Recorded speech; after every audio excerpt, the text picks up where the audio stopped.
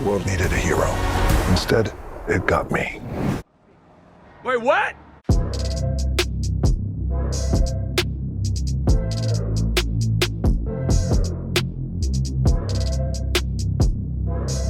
Warning, warning, warning, warning. Hey everybody, it's Hannah Saulic, the head of video here at CinemaBlend, with Sean O'Connell, our managing editor, and we are here to review Black Adam with spoilers. And we are gonna get into it because this is one mess of a movie. Sean, I know that you have a whole spoiler-free review up on our channel that I will link to, but can you just give me like a one sentence, what you thought to sort of set the tone? Well, I thought it was disappointing, like more than anything. You know, if this is the build up to Dwayne Johnson's introduction into the DC universe, the film that they gave him is bad. He's not bad, but we're gonna explain why the film doesn't live up to his standards. And I love the structure that you came up with. You came up with this, let's do the good, the bad, and the ugly. I have a story on CinemaBlend about how Clint Eastwood is legitimately The Rock's favorite actor. And you'll see, well, if you're watching this, you've seen that there are like references to Clint Eastwood and specifically like a Western motif. So I think that's the perfect way for us to do this. I think The Good, the Bad, and the Ugly is literally, like footage from that is literally in Black Adam. It's on the TV? Yeah. Is it playing on the TV? Mm-hmm. Okay, yeah, that makes sense. So, okay, well. So what should we do? Should we dive right into it? Yeah, so, let's start with the positive. Good, yeah, good. Okay, yeah, let's go with the good. Mm-hmm. And for me, as mentioned, it's Dwayne Johnson. Like, I think that Dwayne Johnson is good in the part. I think that if you put him into this universe, that's a really exciting hire. He looks like a comic book character pulled off the page anyway, right? So if you drop him in, did they CGI, you know, like those flashback scenes, did they CGI him to make him slimmer and not have... Yes. It's like the Chris Evans thing, right? That they do for the first Captain America. Yeah. But the cinematography is so whitewashed anyway, you know, that it's almost hard to tell, especially in those flashbacks where they really try to make it look like a washed sandstorm. out. Did you like DJ in it? Did you think he was good? Yes, and you know, you said in your spoiler-free review that some of the like action sequences just like you were waving a white flag, but I thought it was so fun because to your point, it's so believable because he looks insane. That I was just like, I'm here for The Rock just like blowing shit up. I've heard the comparison to Terminator 2, where it's Schwarzenegger. He's trying to figure out how to be a bad guy and a good guy. He gets a kid counterpart, you know, who teaches him about like, no, that's not how you do a catchphrase, this sort of thing. I thought Dwayne Johnson did a pretty good job playing off that kid. He's super intimidating, you know, when the JSA shows up. So yeah, you know, teasing out The Rock in more DC movies is not a problem. Like, that's gonna be fine. Yeah, he just needed a better script. Because there were some good nuggets where I was like, oh, this could be funny. Like a teeny little bit, really. I don't really know. With the whole like catchphrase bit, I was like, this isn't a good enough line or even catchphrase to make this joke funny. Tell them the Men in Black sent you. It's not. When that comes to its payoff, when that came to its payoff, I was like, for real? And it came to its payoff, like, or it tried to come to its payoff like 3 different times. I was like, yeah, no, we get it, guys. Like, we got it. Catchphrases obviously aren't one of your superpowers. Well, it was like the guy showing up in the van with the song that, what was the song that kept playing? It was like some cheesy... Baby Come Back. Or, is that what it is? Yeah, that's right. But he, like, that's supposed to be a huge laugh line. And I was just like, oh, kill me. Like, this is terrible. Why is that? We're already getting into the bad. Keep it together. I know. We're supposed to be in the good. But I honestly don't have anything else good beyond. Well, what did you think about, I thought every actor in their JSA roles were good. They just didn't have meat to work with. I mean, I guess of the 4, I liked Aldis Hodge and I liked Pierce Brosnan. Yeah. Well, they arguably got, like, the other 2 had nothing to work with. They had like, what, 4 lines each? I guess that's the big problem, is that they didn't register at all. You know, like, I will completely forget a month from now who those actors are. Who are you again? JSA didn't do anything for me, so. Okay, well, we'll dig into that a little bit more, but I just want to say I would love to see more of Aldis Hodge as a Hawkman, because again, like, I think there's a lot of promise there where he strikes a good balance of like, he could be funny and also like intimidating and a leader, but again, the script was just a mess. But overall, there was that interesting Or go ahead. There was an interesting element with him when he, you know, caught those police officers and says like they're gonna stand trial. You know, like there's still a process here. And I liked that heroic bit. And then Rock just comes down and like zaps them. Hands, lightning with my hands. Anything else good before we? I mean, it's the visual effects are good. You know, there's definitely a lot of money spent on this film. The creation of the powers of all the different characters was convincing. It just to me there was just too much of it, especially in the third act. Like when they were taking on whomever the devil character was and his skeleton army, because the skeleton army was ridiculous. Come on, that was ridiculous. Where the people like pick up weapons and charge after the skeleton army. What is happening in this movie? How best to describe it? Let's get into the bad, because to your point, the third act of this movie is insane. Like, first of all, there's this issue that I think specifically DC movies have, where like you can't have every movie be like world-ending stakes, especially in Black Adam. They're just like, Sabak, like the entire world's gonna be on fire. You don't believe it. You don't care. Like nothing is established to make you feel that. Do you know what I mean? 100%. In a way, it reminded me a little bit of the first Wonder Woman. Not that the beginning of Black Adam is as good as Patty Jenkins' movie, but do you remember when she gets to Ares finally and it's like boss level fight? It's just like, what the hell happened to this movie? You know, that's what we get at the end of Black Adam, where isn't there, again, you're gonna have to correct my memory, like, is there a scene where there's like multiple Black Adams? Does he somehow have the power of Dr. Fate? No, Hawkman does. Hawkman does? Yes. And then why? like, How? Because he touches the helmet after Dr. Fate dies. Come on. Yeah, because like, you know, like Really? how Dr. Fate keeps referencing that like Hawkman's gonna die. You see that shot where like the pole is through him. Right. Yeah. So like Yeah, that happens, and then he like disintegrates, and then he's like over there, and he's like, haha, and then there's like a million of him. And then like he's How many times distracting did they show that shot? I think 4. Like 4 times? Yeah. Too many. Visually, the members of the JSA that they chose to introduce are too reminiscent of other characters we've seen in other places. Hawkman reminds me so much of Falcon, and Dr. Fate reminds me of Doctor Strange, right down to the way that they visualize his powers. You know, he creates those walls, those sort of crystalline walls. He multiplies himself. These are all things that we've seen Doctor Strange do in other movies.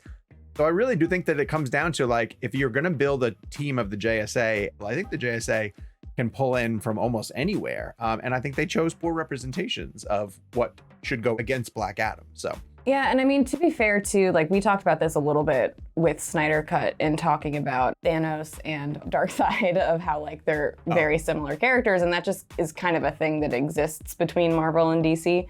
But yeah, you're totally right. It's impossible not to think of, like, for me with Cyclone, I was like, oh, they're trying to make her like Shuri. The whole like nanobot technology, and like this is straight out of Infinity War when she's like trying to fix Vision. And then like it's impossible when Aldis Hodge goes out the plane. I'm like, that's literally from Black Panther. Like, what are we doing? I saw it with my dad, and afterwards, he's not like super into all this stuff, but he was like, oh yeah, that was like so cool. Like I love all that stuff. Like I love like Captain America. And I was like, oh no, this is like the other, the other universe.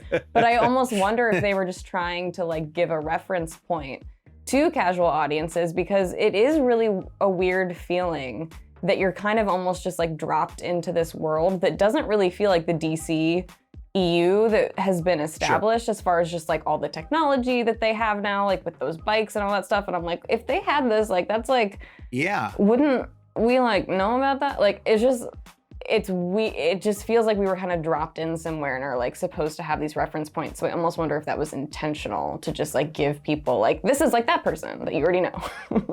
It's kind of like though when you ask me like when is this set in the DC universe, like the movie doesn't make that clear, and it has to be in the future, right? Yeah, it is probably. Yeah, because let's bring up something that the movie completely fumbles, which is Eternium, which makes it seem like Eternium is going to be really important because of the way that it's established in the first act. Well, it's And I almost thought, like vibranium, right? Like that's literally what it's. 100%. Like Exactly. Yeah. it's exactly like vibranium. Yeah, exactly like vibranium, which is exactly what everything else in this movie does. It just reminds you of something else. Yeah. Or even unobtainium from the Avatar movies, which is yet another MacGuffin. Which but at least that might was just like, be like part of the genre, you know? Again, like that's just like your face. no, it doesn't have to be part of the genre. I'm trying to be nice. It's part of the genre in the laziest examples of these stories. I want to like you this know? movie so bad, and I'm trying so hard to make excuses Why? for it. You don't owe it anything. Because I don't want to see DC fail, Sean. Well, then they have to make better movies, unfortunately. Mm-hmm. They can't keep just teasing. Stephen Colbert is a guy who writes for Screen Rant, and he made a joke because like the critical consensus on Black Adam is like, you know, sets up a tease for some exciting places for DC to go. And he's like, the year is 2035. the new DC movie is setting up some really exciting places. Oh my God, I have like a tear in my eye. DC to go.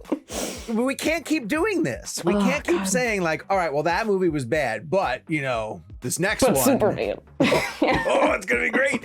Okay. And okay, so now that we can establish that Superman is in it, and I'll still even keep this in the bad. I was gonna say, have we moved on to the ugly? We're not quite at the ugly yet. Because I was so pulverized by the CGI of it all, right? Of like just everyone throwing everything that they can at Black Adam. But I kind of liked that. Like I thought that was fun. You were very convincing. I'm less interested in a hero, and this personally, I'm less interested in a hero that's invulnerable. You know, like He's not a hero, if you though, can throw Sean. everything at him. Believe me, I know. Yes, he's not peaceful, and he doesn't surrender. Nor does he surrender. Nor does he surrender. Except when he does surrender, like literally. The idea of a 2-hour Superman punching Black Adam movie, you know, that feels to me like it'd be like, oh, that's cool for 10 minutes. Please no. But Please like, no. what is the story gonna be? Because this had no story necessarily. It had like what is 7 that different gonna be? stories that never really gelled. So I think it got changed so many different times because we do know going back to like 2013, the Black Adam was supposed to be part of like a Shazam movie, right? Then there was, and that was entertaining for a little while. Then it was like, well, what if we did like the JSA versus Black Adam? What if we did Black Adam versus Superman? And then finally it just became, we're going to do a Black Adam origin story. And it's just going to be about The Rock kind of thing. And I think over the course of that, they either kept a couple of the plot elements, threw out some of the plot elements.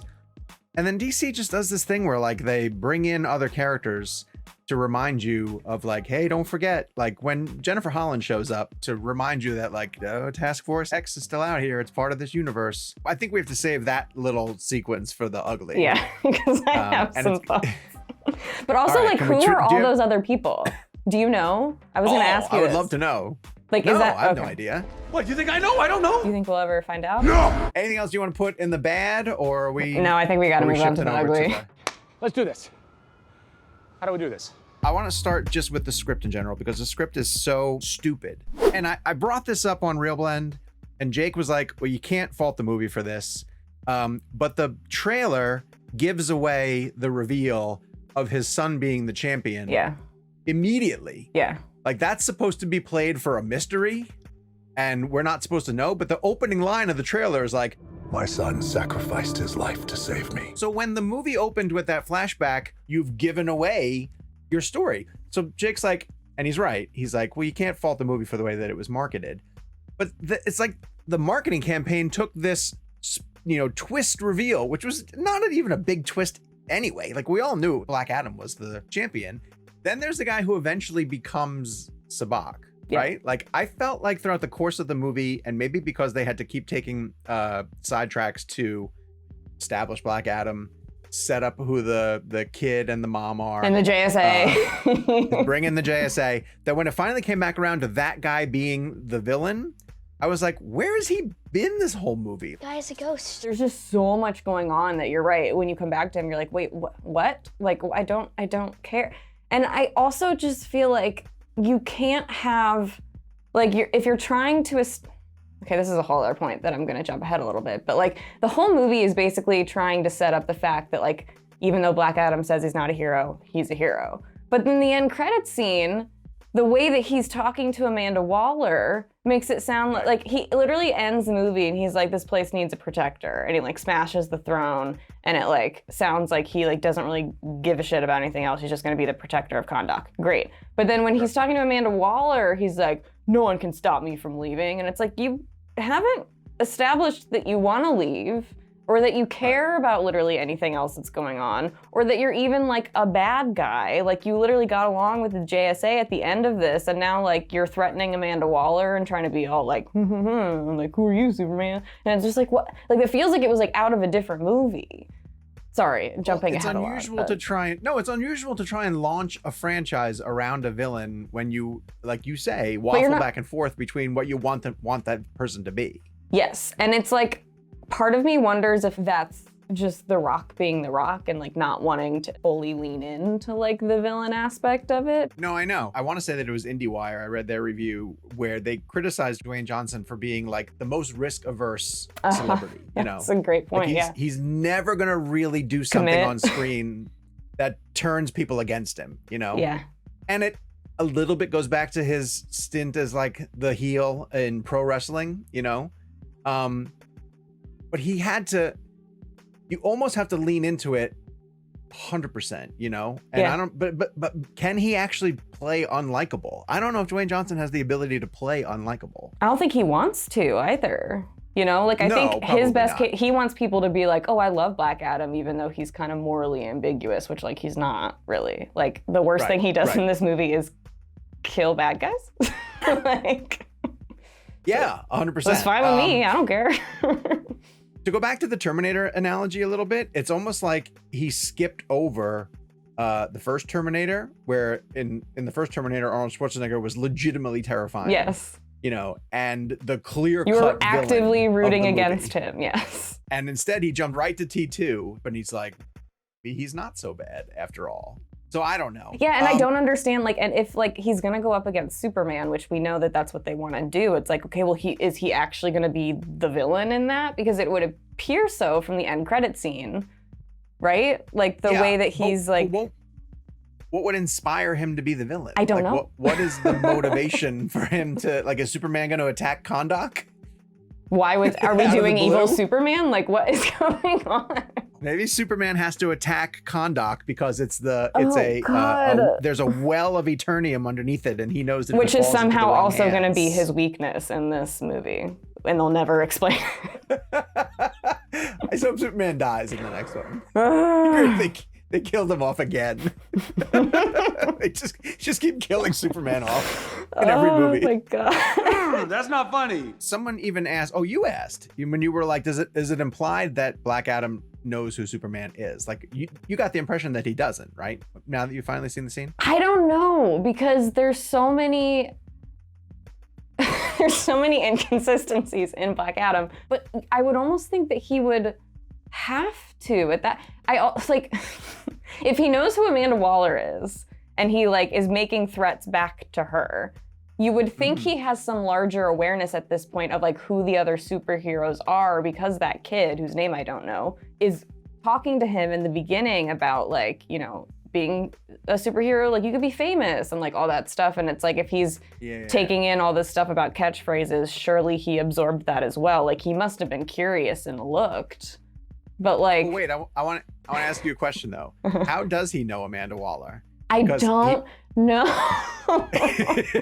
He wasn't present when Amanda Waller recruited the JSA, and I don't believe Amanda Waller was there when he got brought to Task Force X, when he, as you said, surrendered. Well, so Jennifer, even though he doesn't surrender. Amelia Harcourt says, like Waller sends her regards or something. She doesn't say that, but something along those lines when he's brought in, but he's unconscious. Right.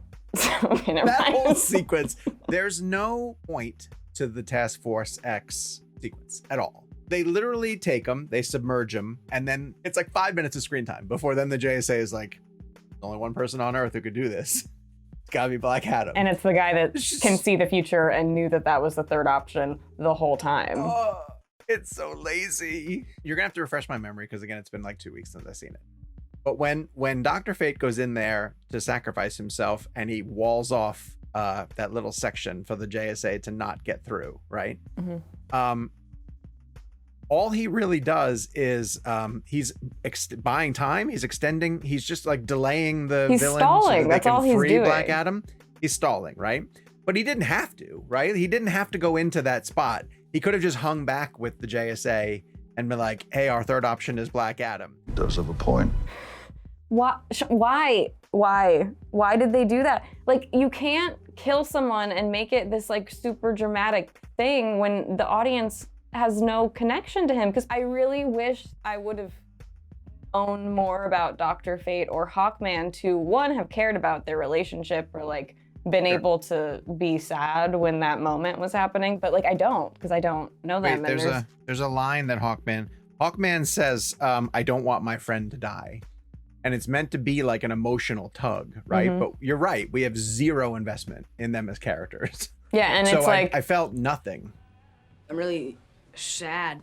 why, like, was he just like really wanted to die, I guess, because Yeah, that's literally the only essentially. explanation for why he would do that and not just wait 15 minutes and like call Black Adam, or like, I don't know, stop them from handing Black Adam over and wasting a ton of time.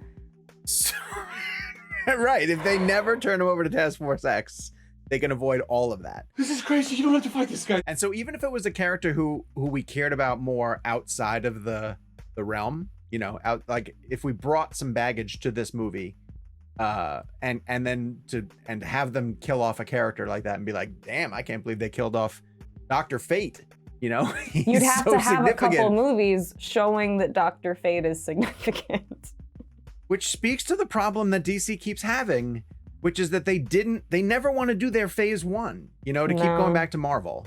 They don't want to take the time to establish it. There should be a JSA movie before there's Black Adam so that you can care about who these characters are. You can't just drop them into the middle of an existing movie. It does feel like, watching it, I was like, I could see how casual audiences might be like, oh, is there like a prequel I missed that would like establish all this stuff? Yeah. Well, then because of the connections to Shazam are there with Jaimin Hansu and the Wizard Council. But again, if you're not really up to speed, like, does that stuff even make any sense? So in Shazam, they like tell you about Black Adam, and I'm wondering if that's consistent. Because again, like, wouldn't that take away the whole surprise of like, again, this whole thing where they're trying to set up that he's a good guy, but twist, no, he's not. It's like, we already, Shazam tells you that. But long ago, we chose a champion, and we chose recklessly. He used his power for revenge. Anyway. It's so many questions that I just can't answer. But it's okay. So I want to end on this. Are you excited about more Black Adam in the DC universe? I would like to see more of The Rock's Black Adam. I would like to see more of Aldis Hodge as Hawkman. I just, like, for the love of God, I need them to slow down and just do some character development, do some world building, establish where the heck we are before you start bringing in Superman, especially Henry Cavill's Superman has so much baggage. Like, you can't just like ignore stuff if you're trying to, like, we've talked about this in our Superman video, like, DC keeps trying to connect things without actually doing the work to make the connections make sense, and it's just like, just don't do that and no one would have a problem. The point is, you do you. You know, you got to look out for you and get as far away from this place as you can. So many of their movies that don't work feel like they don't work because they legitimately feel like they exist to set up the next thing. Even during the press tour of this, it was like, this movie's going to change the dynamic because we're about to go to a bunch of amazing places. But it didn't make an amazing movie, you know, to go to those amazing places. And I think that's where are you going going? to be... Like, it's not clear where you could go because we don't even understand like what Black Adam's whole deal is, or we thought we did, Right. but then it changes it. And like, I have so many questions. it feels like a placeholder movie and the cast deserved better. Yes, agreed. That's all I can say. Well, that's our spoiler-filled conversation of Black Adam. The good, the bad, and the ugly. And now we want to hear from you guys.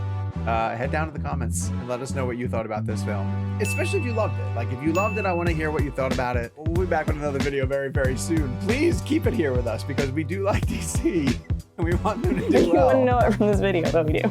No, but we do. We'll see you guys soon. Take care.